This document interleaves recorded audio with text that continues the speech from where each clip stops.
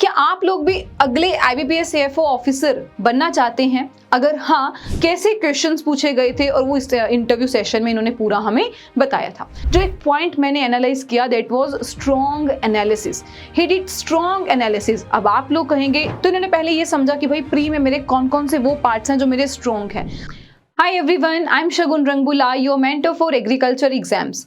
क्या आप लोग भी अगले आईबीपीएस सीएफओ ऑफिसर बनना चाहते हैं? अगर हाँ, तो आपके सामने यहाँ हमारे आईबीपीएस के टॉपर हैं आशीष शिंदे।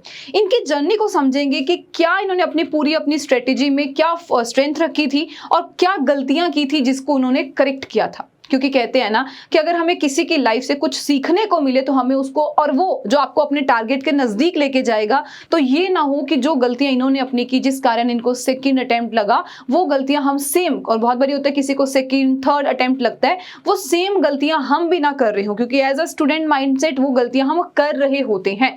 लेकिन अगर हमें कोई वहां पर गाइड कर दे कि हाँ ये गलती इन्होंने की थी, हमें इसको ही अपनी स्ट्रेंथ बनाना है, तो हो सकता है वो एग्जाम, वो टारगेट जो है आप जल्दी अचीव कर सकते हैं। तो यहां पर आज हम इन्हीं की लाइफ से सीखेंगे, जो इन्होंने पूरा, अभी आप लोगों ने हो सकता है एक पॉडकास्ट सुना होगा जहां पर इन्होंने अपनी कंप्लीट स्ट्रेटेजी शेयर की थी प्री मेंस इंटरव्यू की। क्या स्ट्रेटेजी थी, कैसे क्वेश्चंस पूछे गए थे, और वो इस इंटरव्यू सेशन में इन्होंने पूरा हमें बताया था। अब मैंने इनके सेशन से कुछ बातें एनालाइज की हैं कि एक, अगर हम टारगेट बात करते हैं, उससे उस तक पहुंचने के लिए क्या कुछ इन्होंने अपनी परफेक्शन, यानी कि अगर मैं कहूं अपने पूरे रूटीन में उसको सुधारा था। तो यहां पर अगर हम बात करें अपने टारगेट के नजदीक पहुंचने के लिए, जो एक पॉइंट मैंने एनालाइज किया, that was strong analysis. He did strong analysis. अब आप लोग कहेंगे ये तो भाई सब लोग करते हैं, स्ट्रॉन्ग एनालिसिस तो हम भी कर रहे हैं, पीवाईक्यू लगा रहे हैं, ये सब तो हम भी कर रहे हैं, लेकिन एक एनालिसिस होता है कि हम केवल एग्जाम की बात कर रहे हैं, एक होता है कि अपने आप से क्वेश्चन पूछना कि मुझे ये जॉब चाहिए क्यों। अगर मुझे लगता है कि मेरे पास कैलिबर है, मैं किसी और जॉब के लिए भी प्रिपेयर कर सकती हूँ, तो यहाँ पर अगर मैं सोचूं कि भाई ये जॉब के लिए क्यों जा रही हूँ, क्योंकि जब हमें किसी का कारण पता होता है ना कि हाँ भाई ये जॉब मुझे सोसाइटी के प्रेशर में लेनी है कि गवर्नमेंट जॉब लेनी है, या फिर मेरा खुद का इंटरेस्ट है, तो सबसे पहले तो इन्होंने ये एनालाइज किया कि ये मेरे क्यों इतना, मैं इसके लिए हूँ, मैं नाबार्ड की तैयारी कर सकता हूँ, आईबीपीएस एएफओ मेरे इनका सेकेंड या थर्ड अटेम्प्ट था, सेकेंड अटेम्प्ट में इन्होंने क्लियर किया है, तो वो क्यों का कारण पता होना चाहिए। सेकेंड आता है he did very smartly complete analysis of exam. यानी कि आपको पता है आईबीपीएस एएफओ के लिए 3 पार्ट्स में होता है प्री मेंस इंटरव्यू, जिसमें प्री में आपके पास पहले रहेंगे 3 सब्जेक्ट, मेंस में आपके पास कंप्लीट एग्रीकल्चर आने वाली है, और थर्ड आपका रहेगा इंटरव्यू। तो इन्होंने पहले ये समझा कि भाई प्री में मेरे कौन कौन से वो पार्ट्स हैं जो मेरे स्ट्रॉन्ग हैं, उसमें से सब टॉपिक कौन से हैं उसके एनालिसिस किया। देन ऐसे ही एग्रीकल्चर में इन्होंने समझा कि ये 5 ऐसे टॉपिक्स हैं, इसमें से मैक्सिमम जो है, अगर मैं कहूँ 60 में से 40 क्वेश्चन ये 5 पार्ट्स में से बन रहे हैं, तो मुझे इस पे फोकस करना है। तो कंप्लीट हमें एकदम डिटेलिंग में पता होना चाहिए कि भाई क्या और कौन सा जो सब्जेक्ट है, कोई पोर्शन है, वो क्यों जरूरी है। सेकंड आता है सेल्फ इवैल्यूएशन, जैसे कि मैंने आपको स्टार्टिंग में बोला, अपनी स्ट्रेंथ, अपनी वीकनेस, अपने स्ट्रॉन्ग पॉइंट्स क्या हैं, किस टॉपिक में क्या गलती हो रही है उसको एनालाइज करना, ये सब उन्होंने अपनी लाइफ में स्टार्टिंग से ही शुरू कर दिया था। फिर आगे चलते हैं तो एक और चीज जो हमें देखने को मिलती है, और वो है ट्रस्ट ऑन सिंगल सोर्स। सबसे बड़ी गलती, मैं ये नहीं कह रही कि आपको किसी एक के पास ही रहना है, लेकिन हाँ, जिनका आपको लगता है, जिस फैकल्टी का, जिनके नोट्स आपको लगते हैं, वो उस पे स्टक रहिए। और एक नोट्स में कभी भी सब कुछ नहीं मिलता, तो उसमें आपको अपने जो नोट्स है, अपनी जो पॉइंट्स है, वो बिल्कुल ऐड करने पड़ेंगे। लेकिन मल्टीपल, इवन ये अभी एक रिसर्च भी हुई थी, उसमें भी ये बात आई है कि आज जो हम लोग है ना, वो इन्फोडायनेमिक्स में है। इन्फोडायनेमिक्स का मतलब पता है क्या होता है? इन्फोडायनेमिक्स का मतलब होता है कि पीडीएफ ही पीडीएफ घूम रही है हमारे टेलीग्राम पे, हर जगह पर, लेकिन इतने सारे सोर्स इकट्ठे करके हमें ये नहीं पता होता कि किसको हम पहले स्ट्रेटेजाइज करें। और ऐसा करते करते इतनी सारी पीडीएफ हमारे पास आ जाती हैं, इतने मल्टीपल सोर्सेज आ जाते हैं कि हम एग्जाम के आने तक वो सारा कुछ भूल जाते हैं कि भाई हमने ये भी अभी करना था, ये भी करना था, और सिर्फ हम वो एक अपने आप को प्रेशर में डालते हैं कि ये भी मेरा पेंडिंग रह गया। तो जो सबसे इंपॉर्टेंट और ये सबसे बड़ी मिस्टेक है जो अक्सर हर एस्पिरेंट करता है, और वो है multiple juggling among the resources. मतलब कि ये यहाँ से पढ़ लेता हूँ, ये यहाँ से कर लेता हूँ, ये सबसे बड़ी मिस्टेक होती है। तो ये इन्होंने अपनी स्ट्रेंथ बनाई थी और इन्होंने सच में ये बात मुझे बताई भी कि मैंने एग्रीकल्चर केवल यहाँ पर क्यों प्रेफर किया था, क्योंकि यहाँ पर मुझे जो इनकी बात याद आ रही है, क्योंकि मुझे यहाँ पर एग्रीकल्चर की कोर फैकल्टीज मिल रही थी हर अलग अलग सब्जेक्ट के लिए। तो यहाँ पर सबसे पहली बात आती है ट्रस्ट ऑन सिंगल सोर्स, हमें उस पर डिपेंड करना है, ना कि मल्टीपल के लिए भागना। तो यहाँ पर अगर देखें तो जितना कम रिसोर्स उतनी, लेकिन कम रिसोर्स का मतलब ये नहीं कि हाँ भाई अगर टीचर ने 4 पॉइंट दे दिए 10 पॉइंट दे दिए हमने केवल उतना पढ़ना है, ऐसा नहीं होता।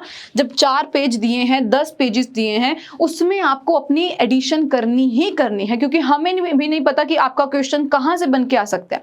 लेकिन जब हम मैक्सिमम एमसीक्यू लगाते हैं तो हमें कोई ना कोई नया पॉइंट पता लगता है जो हमें अपने रिसोर्स में यानी कि नोट्स में ऐड करना है। सो लिमिट योर रिसोर्स, लेकिन मल्टीपल रिवीजन देनी है, तो रिवाइजिंग सिंगल सोर्स। और इन्होंने भी बिल्कुल यही किया था कि मैंने एक ही सोर्स को मल्टीपल टाइम रिवाइज किया था, मल्टीपल टाइम देखा क्या, और कुछ ना कुछ मुझे हर पॉइंट हर टाइम पे कुछ नया देखने को मिलता था। तो सेकंड पॉइंट हमारे पास ये आता है कि हमें एक रिसोर्स पे रह के, फिर आता है फिल्टर द कंटेंट। जैसे कि अभी मैं आपको ये पॉइंट बता रही थी कि हम लोग आपको जैसे कोई 30 पेज की स्लाइड दे दी, इसका मतलब बिल्कुल ये नहीं है कि भाई वो 30 तक ही हमें सीमित रहना है।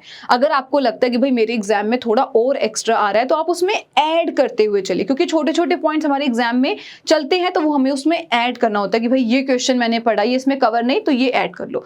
यानी कि, और ये अभी एग्जाम्पल मैंने एक यूपीएससी के एस्पिरेंट की भी सुनी थी, उन्होंने अपने हाथ से बने हुए शॉर्ट नोट्स बनाए थे। फिल्टर द कंटेंट का मतलब यही हुआ, अपने नोट्स को और फिल्टर करिए और बढ़िया बनाइए, अपने नोट्स बनाइए। तो उन्होंने बहुत अच्छी बात बोली कि मैंने उसमें 8 पेज के नोट्स बनाए थे, जो यूपीएससी एस्पिरेंट की बात बता रही हूँ, लेकिन मैंने ये 8 पेज को 31 बार पढ़ा था। ये अभी मैंने हाल ही की इंटरव्यू सुनी थी इनकी अलग सर के साथ, तो वहां पर उन्होंने ये बात बोली, और ये सच में यही बात होती है कि हमें एक सोर्स पे मल्टीपल रिवीजन देनी है, अपने कंटेंट को, अपने जो नोट्स है उसको और बढ़िया बनाते हुए चलना है। फिर आता है सेलेक्टिव स्टडिंग, बिल्कुल, यानी कि अगर आपको लगता है कि ये सब्जेक्ट का ये टीचर मुझे सबसे बढ़िया लग रहा है तो उन पे डिपेंड होना है। यानी कि डिपेंड का मतलब कि उन पे वहां पर जो आपको अपने नोट्स को और प्यूरिफाई करना है कि वो क्या बता रहे हैं। अगर, क्योंकि देखो हर जगह पर हमें मल्टीपल चीजें मिलेंगी, लेकिन यहाँ पर वो सिर्फ आपको उलझाए ना, तो हमें यहाँ पर अपनी सेलेक्टिव स्टडिंग करनी है। इस चीज का हमें ध्यान देना है, जो इन्होंने भी अपनी लाइफ में अपने 1-2 साल की जर्नी में इस चीज को इंप्लीमेंट किया था। तीसरी बात करें तो जब मैंने पूछा कि any message for the future juniors, आपके जो है एस्पिरेंट्स आ रहे हैं उनके लिए आप क्या मैसेज देंगे, तो उन्होंने बहुत नॉर्मली बोला कि देखो नेवर रेन बिहाइंड शॉर्टकट्स। कभी भी ये मत सोचना कि भाई छोटे हम लोग साइड से निकल जाएंगे, शॉर्टकट से हमें मिल जाएगा। बहुत सिंपल सी एक ही बात बोलूंगी मैं, और ये लास्ट है स्लाइड, इस पे एक ही बात मैं बोलूंगी कि देखिए बहुत सिंपल बात है, ये जो आपकी गवर्नमेंट एग्जाम्स की जर्नी है ना, it's like a marathon, it's not a 150 metre की स्प्रिंट। ये नहीं है कि हाँ भाई स्प्रिंट लेंगे हम उस पार अपनी सक्सेस मिल जाएगी। ये जो जर्नी है ये आपकी एक मैराथन है, जिसमें आप गिरोगे उठोगे भागोगे, गिरोगे उठोगे भागोगे, वो मैटर करता है और वो चलता रहेगा। तो हो सकता है आपको इसके बाद कोई और एग्जाम, फिर हो सकता है यही एग्जाम में आप 5 बारी गिरो, 2 बारी गिरो या 1 बारी भी गिरो, लेकिन उठना पड़ेगा। और यहाँ पर एक ही चीज का दिमाग में रखना है कि भाई नेवर रन बिहाइंड शॉर्टकट्स, हमें नहीं चलना है। तो बहुत सिंपल बात है, जो आपकी डेस्टिनी हम कई बार कहते हैं ना, वो आपकी बैकग्राउंड में चली जाती है, लेकिन जो फोरग्राउंड मतलब कि जो आगे बात आती है वो हमारे पास आती है कि हम मेहनत कितनी कर रहे हैं, हम हार्ड वर्क कंसिस्टेंट कितने हैं। ये ज्यादा मैटर करता है कि भाई हम कितने कंसिस्टेंट हैं और उस चीज को पाने के लिए एक शिद्दत है। एक चीज कहते हैं ना कि हम उस एग्जाम के साथ ऐसा अपने लाइफ में, ये मैं आपको अपने एंड से बताऊंगी कि अगर आप कोई जॉब चाहते हैं, जैसे मैं आईबीपीएस एएफओ की अगर बात करूं, तो उस एग्जाम के साथ जीना शुरू कर दो। मतलब कि उठते बैठते सोते खाते आपके दिमाग में एक वो ऑफिसर वाली फील होनी चाहिए कि मैं ये ऑफिसर बन चुका हूँ, मेरे क्या क्या रोल्स रहेंगे, मैं कैसा बिहेव करूंगा। मतलब कि आपके माइंड में जब हम उस चीज के साथ जिएंगे ना, तो कहीं ना कहीं हम उसके लिए मेहनत करेंगे, हम उसके और करीब जाएंगे और आपको अल्टीमेटली वो टारगेट अचीव भी करोगे। क्योंकि अगर हम किसी चीज को पाने के लिए सच्चे दिल से मेहनत करते हैं, अपनी पूरी मेहनत, अपने कंसिस्टेंट रहेंगे, तो बिल्कुल ऐसी कोई भी ताकत नहीं है कि जो आपको आपके गोल से दूर ले जाएगी। अगर मेहनत करेंगे एक बार ही गिरेंगे, हो सकता है किसी और डायरेक्शन में चले जाओ, लेकिन हासिल जरूर होगा। तो बहुत सिंपल बात है, जब लाइफ थ्रो करती है स्टोन एट्स यू, उसको अपनी लाइफ के माइलस्टोन, जैसे कि अभी मैंने आपको बोला, हो सकता है आप किसी और डायरेक्शन में, कोई IBPS AFO नहीं ऑफिसर तो कोई और बढ़िया ऑफिसर बन के निकलोगे। तो ये हो सकता है कि अगर लाइफ कभी लगा कि भाई हमारे पे पत्थर फेंक रही है, उसको माइलस्टोन बना लीजिए और अपने इस टारगेट को अचीव करिए।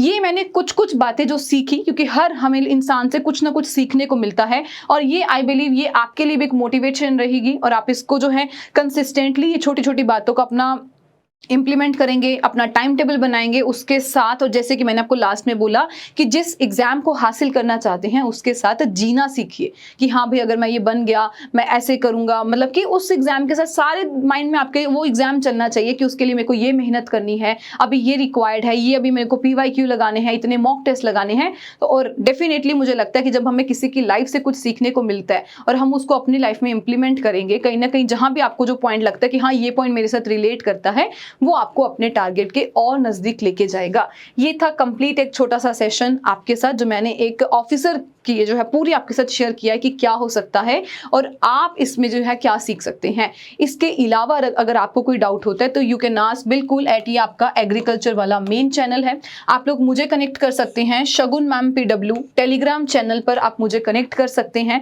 और जहां पर आप अपनी बात भेज सकते हैं, this is discussion group Shagun ma'am PW। Discussion group में आप मुझे अपनी जो बात है या कुछ भी जो अगर आप शेयर करना चाहते हैं, या फिर यहाँ पर वैसे भी आपके लिए टेलीग्राम क्विज जो आपके एग्जाम में पूछे जाते हैं मेरे सब्जेक्ट के, वो आपसे यहाँ पर मैं पूछती हूँ। तो आई बिलीव ये सेशन आपके लिए हेल्पफुल रहेगा। जो बात हमने शेयर की है किसी एक टॉपर के साथ, टॉपर की बात जो थी वो आपके लिए काफी हेल्पफुल रहेगी। ऐसे और सेशन के लिए बहुत जल्दी मिलेंगे हम इसी प्यारे से चैनल पर, एग्रीकल्चर वाला पर। Thank you so much.